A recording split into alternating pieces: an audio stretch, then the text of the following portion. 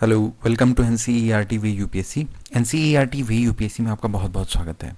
इस वीडियो में हम देखने वाले हैं कि इस बार जो सीबीएसई ने एक्स्ट्रा टॉपिक रिलीज़ किए हैं क्लास 12th पॉलिटिकल साइंस में, जिससे क्वेश्चन पूछे जा सकते हैं बोर्ड एग्जामिनेशन में, तो वो हम टॉपिक्स देखने वाले हैं जो सीबीएसई ने रिलीज़ किए थे एक्स्ट्रा कंटेंट के रूप में।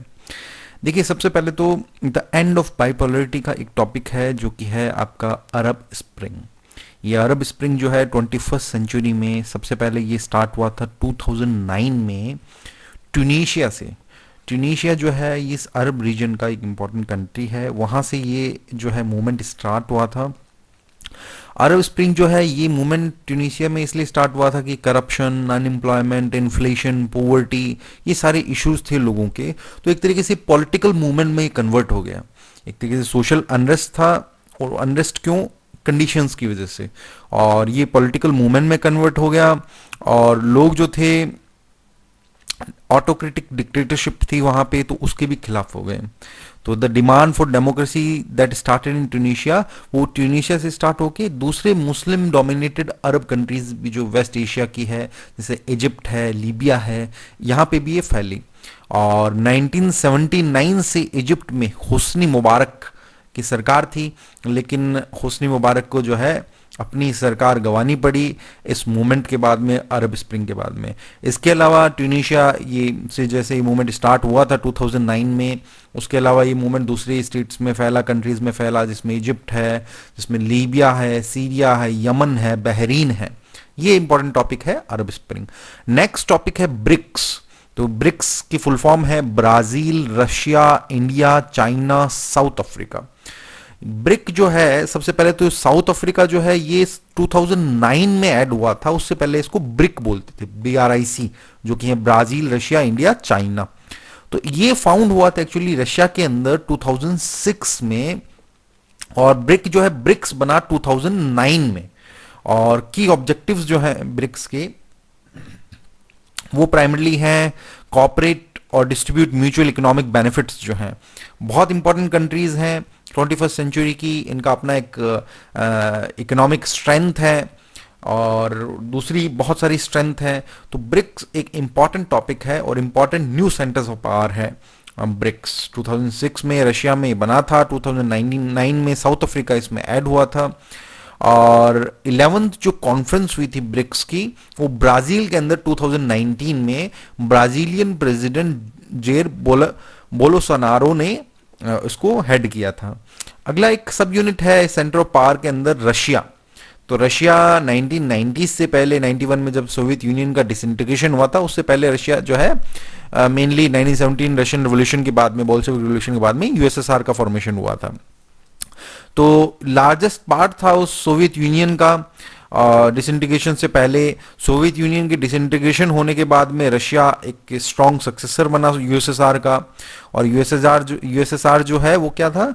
Union of Soviet socialist republics. Russia की जो जीडीपी है करंटली 11th नंबर है दुनिया के अंदर। रशिया में बहुत सारे मिनरल्स हैं, दुनिया की सबसे बड़ी कंट्री है। नेचुरल रिसोर्सेज जिसमें गैसेस हैं और दूसरे कई सारे नेचुरल रिसोर्सेज रशिया के अंदर बहुत हैं, पेट्रोलियम जो फ्यूल है। उसके अलावा एक न्यूक्लियर स्टेट है रशिया, जिसके पास दुनिया में सबसे ज्यादा सोफिस्टिकेटेड जो स्टॉक पाइल है न्यूक्लियर वेपन्स का, वो है। रशिया जो है यूएन सिक्योरिटी काउंसिल का परमानेंट मेंबर है। और ये P5 कंट्रीज कौन सी हैं? जो 5 परमानेंट मेंबर्स हैं सिक्योरिटी काउंसिल के अंदर, जिनको वीटो पावर है। जिसमें कौन कौन? Russia, America, China, France and Britain, ये 5 कंट्री हैं। एक और इंपॉर्टेंट सेंटर ऑफ पावर जो कि हमारा अपना देश है इंडिया, 21st सेंचुरी में आज के टाइम पीरियड में एक अमर्जिंग पावर है और एक ग्लोबल पावर बनने की तरफ है। $5 ट्रिलियन इकोनॉमी का हमारा एक अभी फिलहाल एक शॉर्ट टर्म ऑब्जेक्टिव है। और हमारी पॉपुलेशन जो है नियरली 135 करोड़ पॉपुलेशन, जो करंट डेटा है 135 से लेके 140 करोड़ के करीब जो है लोगों की संख्या है। करंट डेटा तो अब तक तो रिलीज हुआ नहीं है, लेकिन इतनी संख्या है पॉपुलेशन की हमारी। जो लास्ट हुआ था उसमें 2011 के अंदर 121 करोड़ की जनसंख्या थी। और हमारा जो डायस्पोरा है nearly 200 million people of Indian diaspora, diaspora हम यहाँ पे रेफर कर रहे हैं जो हमारे इंडियन ओरिजिन के लोग जैसे नॉन रेजिडेंट इंडियंस जो हैं उनको, तो उसकी अपनी एक स्ट्रेंथ है। आज आप देख सकते हैं कि अलग अलग फील्ड्स के अंदर बड़ी बड़ी कंपनीज के सीईओ मैनेजमेंट के अंदर आपको इंडियंस देखने को मिलेंगे। तो एक इंडिया की अपनी स्ट्रेंथ है। स्ट्रेटेजिक पर्सपेक्टिव से इंडिया की जो मिलिट्री स्ट्रेंथ है वो भी बहुत अच्छी है। हमारी मिलिट्री जो है सेल्फ सफिशिएंट है, इंडिजिनस हमारी न्यूक्लियर टेक्नोलॉजी है, न्यूक्लियर पावरफुल कंट्री है, और मेक इन इंडिया स्कीम जो है वो भी बहुत अच्छे तरीके से चल रही है, जिसमें हम सेल्फ कैपेबल सेल्फ सफिशिएंट बनना चाहते हैं टेक्नोलॉजी के मामले में और दूसरी डेवलपमेंट के मामले में। अगला आपका जो सब यूनिट टॉपिक है वो है इजराइल। इजराइल जो है वर्ल्ड मैप में अगर हम इसको कंसिडर करें तो बहुत छोटी कंट्री है साइज के मामले में, लेकिन इसकी अपनी एक स्ट्रेंथ है। मोस्ट पावरफुल नेशंस में आप इसको मान सकते हो क्योंकि मिलिट्रीली टेक्नोलॉजी के मामले में बहुत एडवांस है, साइंस एंड टेक्नोलॉजी के अंदर, जिसमें डिफेंस है, इंटेलिजेंस है, और इनकी इकोनॉमी भी इन्होंने ग्रो की अच्छे तरीके से। वेस्ट के साथ में इनके अच्छे रिलेशंस हैं, वेस्टर्न कंट्रीज के साथ में, हालांकि इनके अपने नेबरिंग कंट्रीज के साथ में बहुत सारे इश्यूज हैं, जिसमें इजराइल के अंदर मेन जो इनका रिलीजन अगर माने तो ज्यूश कंट्री है ये, जोरिस्तान ज्यूस जो जुडाइज्म जो है उसको ये फॉलो करते हैं। Industrialisation, agriculture development, technological innovations, ये इनकी अपनी स्ट्रेंथ है और इनकी अपनी एक इनडोमिटेबल डिफेंस पावर है। तो इसका ये जो प्रयास है, इसकी जो पावर है उसको हम बहुत बार देखा भी है कि पड़ोसी देशों के साथ में इनके जो इजराइल एंड नेबरिंग कंट्रीज के साथ में जब इनकी वॉर हुई थी तो किस तरीके से इन्होंने अपनी स्ट्रेंथ को शो किया था। उसके अलावा जो है यूनाइटेड नेशन ऑर्गेनाइजेशन में सब यूनिट है यूनेस्को। तो यूनेस्को जो है ये United Nations Educational, Scientific and Cultural Organisation है, जो कि 4 नवंबर 1946 को एस्टेब्लिश हुआ था। इसका हेडक्वार्टर जो है वो है पेरिस के अंदर, फ्रांस में। यूनेस्को क्या है? It is special body of the United Nations whose main objective is to promote education. इसका मेन ऑब्जेक्टिव है एजुकेशन को प्रमोट करना, नेचुरल साइंस को प्रमोट करना, सोसाइटी, एंथ्रोपोलॉजी, कल्चर, कम्युनिकेशन, इनको प्रमोट करना, ये इसका मेन ऑब्जेक्टिव है। और इसने काफी लंबे टाइम पीरियड से इसी फील्ड के अंदर जो है बहुत वर्क किया है, और लिटरेसी को बढ़ाने में, टेक्निकल एजुकेशनल ट्रेनिंग बढ़ाने में, इंडिपेंडेंट मीडिया जो हो दुनिया के अंदर, और इसने अपना इस तरीके से रोल प्ले किया है। यूनिसेफ यूनाइटेड नेशन की एक सब यूनिट है, जो United Nation International Children's Emergency Fund, United Nation International Children's Emergency Fund, ये स्टैब्लिश हुआ था 1946 में। यूनाइटेड नेशन ऑर्गेनाइजेशन के बनने के बाद में 1945 में यूएनओ बना था, 24 अक्टूबर 1945 को। ये जो है यूनाइटेड नेशन जनरल असेंबली ने as a body whose main task was to collect emergency funds for children के लिए इमरजेंसी फंड कलेक्ट करना, और ताकि उनकी जो है अक्रॉस द वर्ल्ड जो है बच्चों की डेवलपमेंट के लिए, उनकी हेल्प के लिए जो है पैसे खर्च किए जा सके उनकी ग्रोथ के लिए। अपार्ट फ्रॉम दिस यूनिसेफ और क्या करता है? Encourages the works that promote children's health and better life in all parts of the world. तो बच्चों की हेल्थ के लिए, बच्चों की मेन ग्रोथ के लिए through out the across the globe जो है ये वर्क करता है। इसका हेडक्वार्टर जो है यूनिसेफ का वो कहां पे है? वो हेडक्वार्टर है न्यूयॉर्क के अंदर, USA, United states of America के में।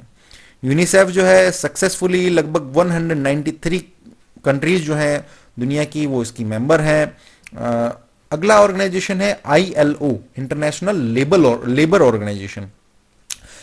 ये बना था अक्टूबर 1919 के अंदर। इसका हेडक्वार्टर जो है वो है जिनेवा में, स्विट्जरलैंड में, जिनेवा स्विट्जरलैंड।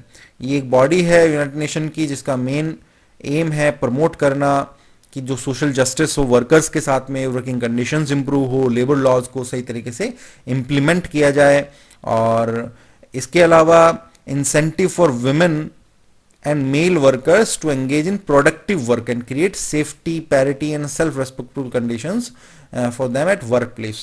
तो वर्कप्लेस के अंदर जो लेबर है उसके लिए कंडीशंस अच्छी हों और अच्छे तरीके से उनकी सोशल सिक्योरिटी हो, इसके लिए ILO through out the globe work करता है। अगला एक्स्ट्रा टॉपिक जो रिलीज किया है सीबीएसई ने वो है टेररिज्म। तो ये सिक्योरिटी चैप्टर में से है टेररिज्म। तो टेररिज्म हम रेफर करते हैं systematic use of brutal violence, जब लोग वायलेंस करें, हिंसा करें और एक फियर क्रिएट करें सोसाइटी में, तो उसको हम रेफर करते हैं टेररिज्म। इसके अपने अपने पर्पस होते हैं, कई सारे इसके इसके फैक्टर्स हैं जो इस टेररिज्म के पीछे अपना रोल प्ले करते हैं। इसके अलावा अगर ब्रॉड मीनिंग हम समझे टेररिज्म का, तो वो यहाँ पे आपको दे रखा है, देखिए जैसे ये बता रहा है कि systematic use of terror often violent especially as a means of coercion. तो अपना एक एटमॉस्फेयर क्रिएट करने के लिए, दबाव के लिए सरकार पर, दबाव के लिए स्टेट पर जो है, जब वायलेंट मींस यूज किए जाए तो उसको आप रेफर करते हो टेररिज्म। वायलेंट एक्ट्स होते हैं जिसके अंदर जो है टारगेट किया जाता है सिविलियंस को, जो नॉन कॉम्बेटेंट्स हैं, जो सिविल सोसाइटी है उसको टारगेट किया जाता है बजाय कि मिलिट्री के। और अनलॉफुल वायलेंस और वॉर जो है इस टेररिज्म में होती है। और आज के टाइम पीरियड में दुनिया की लगभग सारी कंट्रीज जो है इस टेररिज्म का जो फिनोमेना है उससे सफ़र कर रही है। और इंडिया ने बार बार जो है इस बात को आगे रखा है कि गुड टेररिज्म और बैड टेररिज्म कुछ नहीं होता। तो इंडिया इस गुड टेररिज्म और बैड टेररिज्म फिलोसॉफी के खिलाफ है। हमारे जो करंट प्राइम मिनिस्टर हैं नरेंद्र मोदी, उन्होंने भी क्लेरिफाई किया है कि टेररिज्म को आप गुड और बैड में जो है वो डिवाइड नहीं कर सकते। इसकी एक प्रॉपर डेफिनेशन यही होनी चाहिए, टेररिज्म टेररिज्म होता है और उसका कंबाइंडली हमें मुकाबला करना चाहिए, है ना, कलेक्टिवली उसका मुकाबला करना चाहिए। अगला जो है वो देखिए आपका, ये अभी तक जो हमने टॉपिक देखे वो थे वर्ल्ड पॉलिटिक्स में से, एक्स्ट्रा टॉपिक जो सीबीएसई ने रिलीज किए। अब हम देखेंगे इंडियन पॉलिटिक्स में से। तो इंडियन पॉलिटिक्स में से जैसे फर्स्ट चैप्टर है आपका, तो उसके अंदर पटेल एंड नेशनल इंटीग्रेशन को लेके जो है क्वेश्चन बन सकता है, जिसमें आपको पता है जैसे फर्स्ट हमारे डेप्यूटी प्राइम मिनिस्टर और होम मिनिस्टर थे सरदार वल्लभ भाई पटेल, और एक मेजर इंपॉर्टेंट लीडर जो है वो बन के उभरे थे वल्लभ भाई पटेल। उन्होंने अपना एक रोल प्ले जो है खेड़ा सत्याग्रह, बारदोली सत्याग्रह में प्ले किया था। 1928 के अंदर बारदोली सत्याग्रह हुआ था जिसमें उन्हें सरदार की उपाधि दी गई थी। और इंडिपेंडेंस के टाइम में सरदार पटेल ने रोल प्ले किया, नेशनल इंटीग्रेशन कमेटी का उनको हेड बनाया था। तो 565 प्रिंसली स्टेट्स जो थे उनको इंडिया में मिलाने का टास्क इनको दिया था, वो उन्होंने भरपूर अच्छे तरीके से रोल प्ले किया। इसी के लिए क्या है, हमारे देश के आयरन मैन ऑफ इंडिया, ठीक है। तो उन्होंने बहुत एक अच्छा रोल प्ले किया डिप्लोमेटिकली, मिलिट्री का यूज करके, किस तरीके से भी 565 स्टेट्स को इंडिया के साथ में जो है वो मिलाया। जो इश्यूज हुए थे जिसमें हैदराबाद है, जूनागढ़ है, कश्मीर है, तो उन्होंने इसका जो है इनको भी जो ये एक तरीके से डीलिंग की, एक अच्छे तरीके से डीलिंग की, और इन जैसे हैदराबाद है, जूनागढ़ है, इनको भी इंडिया के साथ में मिलाया। उसके बाद में देखिए इसमें एक और पॉइंट दे रखा है जो आपके चैप्टर का भी पार्ट है, टू नेशन थ्योरी, जो कि मुस्लिम लीग ने दी थी कि Hindus and Muslims both are two community, they can not live together, जो उसकी मुस्लिम लीग की थ्योरी थी। सरदार पटेल का ओपिनियन था कि कश्मीर जो है, सरदार पटेल ओपिनियन ऑन कश्मीर पर लेकर उनका क्या ओपिनियन था, different from other leaders like Hyderabad. He also wanted Kashmir integration with India through military operation. तो कश्मीर का मिलिट्री इंटीग्रेशन भी जो सरदार पटेल चाहते थे, अगर मिलिट्री का भी यूज करना पड़े तो वो किया जाए, और कश्मीर को जो है वो इंडिया में मिलाया जाए। तो इस तरीके से वो एक नेशनल इंटीग्रेशन के फेवर में थे और इंटीग्रेशन कमेटी के हेड थे, और उन्होंने अपना एक अच्छा रोल प्ले किया था। और एक बहुत बड़े हमारे लीडर हैं सरदार पटेल जो रहे हैं, जिन्होंने अपना रोल इंडियन पॉलिटी के अंदर प्ले किया।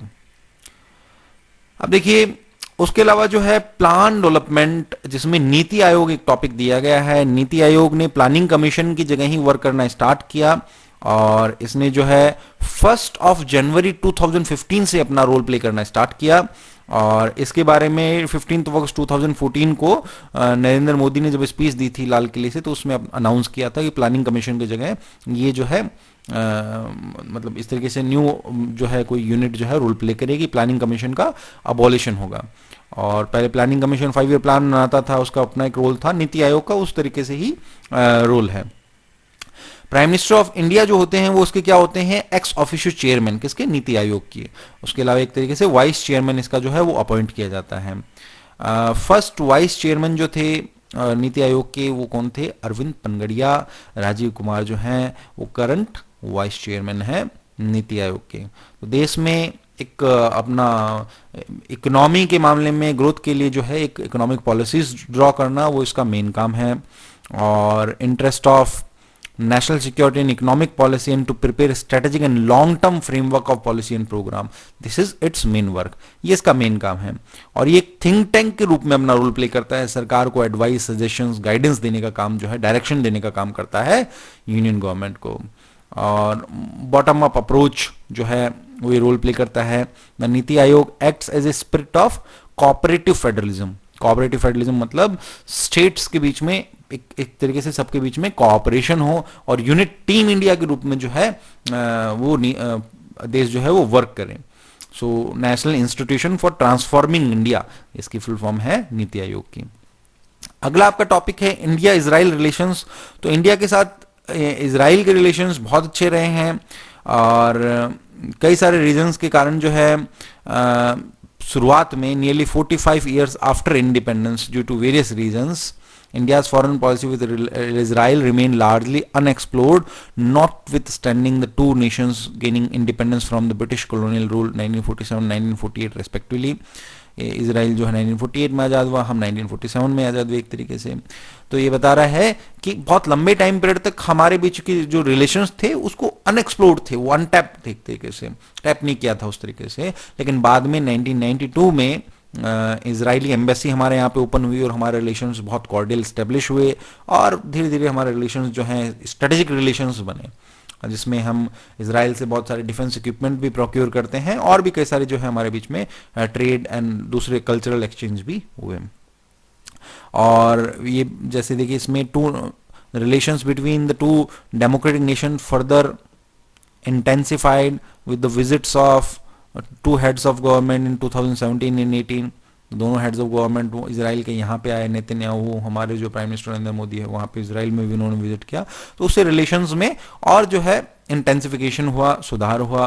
Cultural exchange, security, defence, counter terrorism, space research, water and energy and agriculture development, इसमें हमारे कॉपरेशन है। इंडिया का न्यूक्लियर प्रोग्राम, तो हमारा न्यूक्लियर प्रोग्राम जो है पीस के परस्पेक्टिव से है और न्यूक्लियर पॉलिसी जो है वो कैसी रही है, मेरा हमेशा पीस ओरिएंटेड रही है कि पीसफुल पर्पस के लिए हम जो हमारे न्यूक्लियर वेपन्स का कभी यूज करेंगे। नो फर्स्ट यूज पॉलिसी जो है वो शुरुआत से ही रिफ्लेक्ट हुई है। लेकिन जो है कंटेम्प्रेरी रीजनल सिक्योरिटी चैलेंज के कारण प्रेजेंट गवर्नमेंट जो है उसने इस चीज को क्लियर किया है कि ये जो policy of no first use है इसको रिव्यू किया जा सकता है करंट और नेशनल सिक्योरिटी के लिए। और इंडिया जो है वो कमिटेड है कि वो एनएसजी जो है न्यूक्लियर सप्लायर्स ग्रुप्स हैं उसकी दुनिया के अंदर एक इम्पॉर्टेंट ग्रुप है एनएसजी ग्रुप, हम उसके मेंबर हैं। तो उसकी जो कंडीशंस हैं, उसकी जो नॉर्म्स हैं उसको हम फॉलो करते हैं। लेकिन हमने सीटीबीटी और एनपीटी जो न्यूक्लियर नॉन प्रोलिफरेशन ट्रीटी है, कॉम्प्रिहेंसिव टेस्ट बैंड ट्रीटी है, जिसमें हमारा कहना है कि ये सिर्फ वेस्टर्न कंट्रीज के इंटरेस्ट को आगे रखती है, इसलिए हम उसका विरोध करते हैं इन सीटीबीटी और एनपीटी का। लेकिन एनएसजी जो है ये एक ऑर्गेनाइजेशन है न्यूक्लियर कंट्रीज का, उसका हम पार्ट हैं। उसके अलावा अगला टॉपिक जो एक्स्ट्रा टॉपिक है वो डेमोक्रेटिक रिसर्जेंस टॉपिक में से जयप्रकाश नारायण टोटल रिवोल्यूशन, एक तरीके से संपूर्ण क्रांति, लोकनायक जयप्रकाश नारायण जो इम्पोर्टेंट लीडर थे, प्रोमिनेंट लीडर थे, जिन्होंने हालांकि पॉलिटिक्स को एक तरीके से छोड़ दिया था लेकिन उन्होंने स्टूडेंट रिवोल्यूशन को लीड किया था और इंदिरा गांधी की सरकार के खिलाफ वो टोटल रिवोल्यूशन के एक तरीके से पैरोकार थे। तो उन्होंने करप्शन हो या दूसरे जो और गवर्नमेंट का एक रोल था, गलत जो रोल था, उसके खिलाफ उन्होंने आवाज़ उठाई थी। और गुजरात और बिहार में जो स्टूडेंट मूवमेंट्स हुए थे उनमें एक तरीके से बाद में जो है वो लीडर बन के उभरे थे और उन्होंने लोकपाल के लिए जो है वो डिमांड की थी। जो लोकपाल जो है वो स्टैब्लिश होना चाहिए, एक यूनिट, एक बॉडी ऐसी स्टैब्लिश होनी चाहिए जो करप्शन के खिलाफ जो है रोल प्ले कर सके। करप्शन के खिलाफ थे वो पूरे तरीके से और इस तरीके से उन्होंने टोटल रिवोल्यूशन की मांग की थी। अगला जो टॉपिक है वो है आपका राम मनोहर लोहिया एंड सोशलिज्म। तो राम मनोहर लोहिया जो है ये इंपॉर्टेंट सोशलिस्ट लीडर रहे हैं इंडिया के। उन्होंने जो है डेमोक्रेटिक सोशलिज्म इस बात को जो है वो आगे रखा। सोशलिज्म ऐसा नहीं सोशलिस्ट कोई यूएसएसआर वाला सिस्टम, लेकिन डेमोक्रेटिक सोशलिज्म की जो है वो बात की उन्होंने कि डेमोक्रेसी में जो है वो सोशलिज्म की हम बात करें, डाउन ट्रोडन की बात करें, किस तरीके से रिसोर्सेज का डिस्ट्रीब्यूशन इक्वली हो और वहां पे गवर्नमेंट का रोल किस तरीके से हो। और लोहिया जो है कैपिटलिज्म एंड कम्युनिज्म को इक्वली इररिलेवेंट मानते थे इंडियन सोसाइटी के लिए। वो सोशलिज्म की बात करते थे और वो सोशलिज्म कैसा, डेमोक्रेटिक सोशलिज्म, और जिसके दो ऑब्जेक्टिव्स हों, कौन से, इकोनॉमिक ऑब्जेक्टिव जिसमें फूड एंड हाउसिंग हो, एंड नॉन इकोनॉमिक ऑब्जेक्टिव जिसमें डेमोक्रेसी फ्रीडम के रूप में। इकोनॉमिक, नॉन इकोनॉमिक ऑब्जेक्टिव, ये ऑब्जेक्टिव्स की बात की।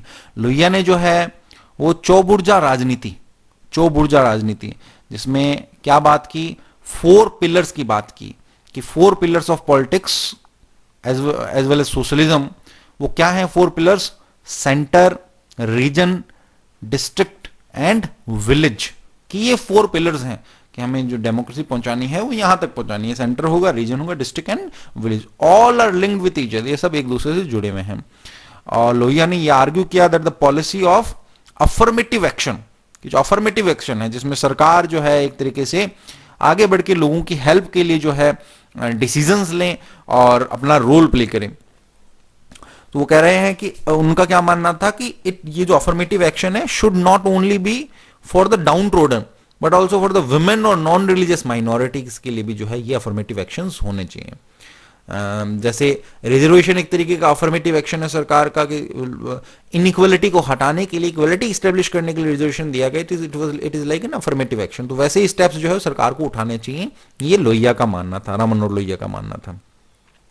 तो based on the premise of democratic socialism और चौबुर्जा राजनीति जो है, लोहिया ने क्या सपोर्ट किया, a party of socialism as an attempt of merging all political party. The party of socialism according to Lohia का क्या मानना था, should have 3 symbols, spade, prepared to make efforts, vote, power of voting, prison, willingness to make sacrifice। Lohia का मानना था कि 3 symbol हैं party of socialism के, जिसमें एफर्ट्स, वोटिंग और सेक्रीफाइस, इन 3 का रोल होगा। दीनदयाल उपाध्याय और इंटीग्रल ह्यूमनिज्म क्या है, अंत्योदय योजना, अंत में खड़ा व्यक्ति जो है उस तक जो है पहुंच होनी चाहिए, उस तक जो है सरकार की जो फायदे हैं, उस जो सरकार के स्टेप्स हैं वहां तक पहुंचे। फिलोसोफर, सोशलिस्ट और इकोनॉमिस्ट, पॉलिटिशियन थे दीनदयाल उपाध्याय। इनकी फिलोसॉफी से इंस्पायर है जो बीजेपी पार्टी है करंटली, जो है जो नेशनलिस्ट पार्टी है। तो इस तरीके से दीनदयाल उपाध्याय जो है, इन्होंने एक इंटीग्रल ह्यूमनिज्म जिसमें 3 इंपॉर्टेंट प्रिंसिपल है पर ये इंटीग्रल ह्यूमनिज्म बेस्ड था, primacy of whole not part, supremacy of dharma, autonomy of society, कि सभी की प्राइमेसी जो है, इंपॉर्टेंट कौन हो, अंत में खड़ा व्यक्ति जो है, हर कोई इंडिविजुअल जो है उसकी इंपॉर्टेंस है, धर्म जो न्याय जस्टिस जो है उसके अकॉर्डिंग सब कुछ हो, और सोसाइटी को क्या हो, ऑटोनॉमी हो, सोसाइटी को अपनी सेल्फ रूल वाली जो सिस्टम है वो होना चाहिए। डेमोक्रेटिक अपसर्जेस, डेमोक्रेटिक अपसर्जेस में जो हमारे यहाँ पे मूवमेंट्स हुए अलग अलग, उसकी बात कर रहा है। Increasing participation of the people in democratic politics of the country is broadly characterized as democratic upsurge। तो लोगों का जो पार्टिसिपेशन होता है डेमोक्रेटिक पॉलिटिक्स के अंदर, जिसमें अलग अलग इश्यूज को लेके कई सारे मूवमेंट्स भी होते हैं, तो उसको हम रेफर कर रहे हैं डेमोक्रेटिक अपसर्जेस। 1950 से लेके 70s के बीच में बहुत सारी इस तरीके की डेमोक्रेटिक अपसर्जेस जो हैं वो हुई, जिसमें हमारे यहाँ पे जो शुरुआत में एक वेस्टर्न कंट्रीज का एक मत था कि इंडिया में डेमोक्रेसी सक्सेसफुल नहीं हो पाएगी, लेकिन लोगों के पार्टिसिपेशन से डेमोक्रेसी जो है वो सक्सेसफुल हुई। जैसे यहाँ पे आपको रेफर कर रहा है कि the first democratic upsurge could be attributed to 50s to 70s which was based on participation of Indian adult voters to the democratic politics both at centre and state. Democratic upsurge में बात कर रहा है कि लोगों का participation centre और state दोनों की पॉलिटिक्स में जो है वो बहुत बढ़कर हुआ। तो इसने क्या फाल्सिफाई किया, क्या किस चीज को गलत साबित कर दिया, जो वेस्टर्न मिथ था कि इंडिया के अंदर डेमोक्रेसी जो है वो सक्सेसफुल नहीं हो पाएगी। क्यों? तो हमारे पे modernisation, urbanisation, education, access to media इतना नहीं है इस वजह से। लेकिन हमने होल्डिंग, हमारे यहाँ पे इलेक्शंस जो है सक्सेसफुली होल्ड हुए और लोकसभा और स्टेट्स के अंदर असेंबलीज में, तो इस तरीके से जो है इंडिया ने डेमोक्रेसी को एक्सेप्ट किया। 1980s की ड्यूरेशन में इंक्रीजिंग पॉलिटिकल पार्टिसिपेशन जो लोअर क्लास है, जिसमें SC, ST, OBC, दलित्स, जो बैकवर्ड कास्ट हैं, ये एक सेकंड डेमोक्रेटिक अपसर्ज था। फर्स्ट तो डेमोक्रेसी का एस्टेब्लिश होना, और सेकंड जो है वो इनका रोल होना, जिसमें लोअर क्लास है, जो दलित्स हैं, इनका रोल, इन पर बेस्ड बहुत सारी पार्टीज बनी इनके इश्यूज को लेकर जो है मूवमेंट्स हुए, ये आपका सेकंड डेमोक्रेटिक अपसर्ज है। फिर बाद में लिबरलाइजेशन, जो एलपीजी है, liberalisation, privatisation, globalisation, economic front में जो डिसीजंस लिए गए वो आपका क्या हुआ, इकोनॉमिक को सोसाइटी में जो है इकोनॉमिक बेनिफिट्स के लिए, तो वो आपका थर्ड डेमोक्रेटिक अपसर्ज है। तो इस तरीके से तीन डेमोक्रेटिक अपसर्ज जो है रेफर किए गए हैं। अगला आपका टॉपिक है रीजनल एस्पिरेशंस, जिसमें कश्मीर का इशू है। तो कश्मीर का इशू चैप्टर में भी आपको दे रखा है और एक्स्ट्रा टॉपिक में आपको यहाँ पे बता रखा है। आर्टिकल 370 और 35A, ये दो पार्ट जो हैं कॉन्स्टिट्यूशन के रिलेटेड थे कश्मीर में, जिसमें कश्मीर को स्पेशल स्टेटस देना और जिसमें वहाँ का अलग अपना कॉन्स्टिट्यूशन होगा, प्राइम मिनिस्टर की पोस्ट होगी, चीफ मिनिस्टर नहीं बोला जाएगा अर्लियर आर्टिकल 370 में, अपना एक अलग झंडा होगा। कॉन्स्टिट्यूशन जो देश में लागू होता है वहाँ पे कश्मीर में लागू नहीं होगा उस तरीके से। तो ये बहुत सारे स्पेशल प्रिविलेजेस स्टेटस मिला हुआ था आर्टिकल 370 में कश्मीर को। वहां पे कोई लैंड नहीं खरीद सकता, रेजिडेंट उस तरीके से नहीं बन सकता, 35A के अंदर ये प्रोविजन था। लेकिन इसी को आर्टिकल 370 को और 35A के बहुत सारे जो इनके प्रोविजंस हैं उनको 2019 के अंदर अबॉलिश कर दिया गया। तो अब आर्टिकल 370 और 35A उस तरीके से अपना रोल प्ले नहीं करता। तो ये जो बिल है राज्यसभा के अंदर लाया गया था 5 अगस्त 2019 को, और जो करंट गवर्नमेंट है उसने जो है इस चीज को अबॉलिश कर दिया, और सेक्शन 370 और 35A जो कश्मीर से रिलेटेड था उसको अबॉलिश कर दिया गया। 6 अगस्त 2019 को ये लोकसभा से भी पास करवा लिया गया, और अल्टीमेटली 9 अगस्त 1990 को प्रेसिडेंट ने अपनी कंसर्न दे दी। तो ये 370 और 35A जो है वो कश्मीर से एक तरीके से अबॉलिश हो गए हमारे कॉन्स्टिट्यूशन से। उसके अलावा अगला टॉपिक है आपका NDA third and NDA fourth, जो एक्स्ट्रा टॉपिक है आपका, जिसमें एनडीए थर्ड जो है भारतीय जनता पार्टी की जो गवर्नमेंट है बनी प्राइम मिनिस्टर नरेंद्र मोदी की लीडरशिप में, जो मई 2014 में लगभग नियरली 30 साल बाद में फुल मेजोरिटी के साथ में सरकार बनी। 90s के बाद में फुल मेजोरिटीज के साथ में जो है वो सरकार बनी थी। तो वो सरकार बनी नरेंद्र मोदी की सरकार। 84 में इंदिरा गांधी की जब डेथ हो गई तो उसके बाद में जो सरकार बनी थी, उसके बाद में पहली बार जो है फुल मेजोरिटी के साथ में सरकार बनी। उसके अलावा जो है ये 2014 से लेकर 2019 तक ये सरकार चली नरेंद्र मोदी की एनडीए थर्ड। एनडीए मतलब नेशनल डेमोक्रेटिक अलायंस, जिसको बीजेपी लीड करती है। और इसका जो ओपोनेंट एक अलायंस ग्रुप है वो कौन सा है, यूपीए, यूनाइटेड प्रोग्रेसिव अलायंस। एक और अलायंस है सीपीआई, कम्युनिस्ट अलायंस जो है, कम्युनिस्ट पार्टी ऑफ इंडिया का अलायंस जो है, लेफ्ट ब्लॉक जिसको बोला जाता है, इसमें सीपीआई है, सीपीआईएम है और कम्युनिस्ट आइडियोलॉजी की पार्टीज हैं। तो 2019 से जो करंट गवर्नमेंट है जो अभी चल रही है 2024 तक जिसका टेन्योर है, वो ये 17 नंबर जो है लोकसभा के अंदर, जिसमें ये कौन सी गवर्नमेंट है, एनडीए फोर्थ, ये एनडीए फोर्थ की गवर्नमेंट है। और इससे पहले जो एनडीए की गवर्नमेंट थी, अटल बिहारी वाजपेयी की गवर्नमेंट जो बनी थी 1999 के अंदर, वो आपके एनडीए सेकंड थी, उससे पहले एनडीए फर्स्ट बनी थी। तो ये इस तरीके से जो है सरकार बनी। और एनडीए फोर्थ जो गवर्नमेंट बनी, इस एनडीए अलायंस ने मोर देन 350 सीट जीती, इसमें अकेली बीजेपी पार्टी की 303 सीटें थी। तो क्लीन स्वीप एक तरीके से इन्होंने किया और अच्छे मार्जिन के साथ में इन्होंने सरकार बनाई। अगला आपका टॉपिक है जो कि लास्ट आपका एक्स्ट्रा टॉपिक है, वो है issues of development and governance. तो in addition to schemes already existing, several socio-economic welfare schemes have been initiated to make development and governance accessible to the masses.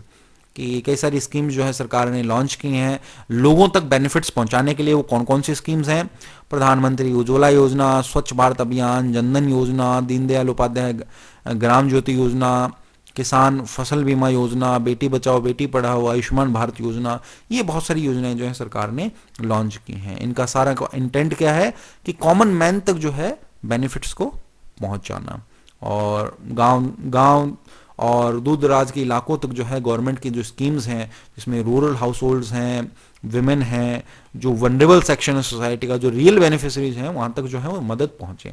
तो बहुत सारी ये डेवलपमेंट और गवर्नमेंट स्कीम से रिलेटेड क्वेश्चन है। ये सारे जो है टॉपिक एक्स्ट्रा टॉपिक हैं जो सीबीएसई में पूछे गए हैं, इनसे रिलेटेड क्वेश्चन बनेंगे। So everyone, wish you all the best for your exams. Thank you very much.